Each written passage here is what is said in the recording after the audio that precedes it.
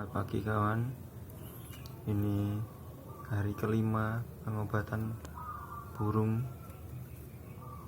Alhamdulillah sudah nggak sakit, sudah nggak ngos-ngosan,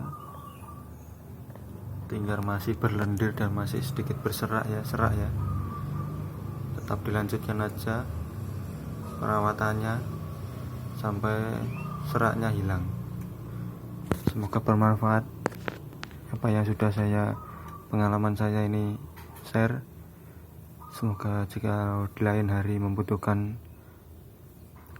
caranya ya seperti yang kemarin saya share itu ya teman-teman. Akhir kata, wabillahi taufiq wal hidayah. Wassalamualaikum warahmatullahi wabarakatuh.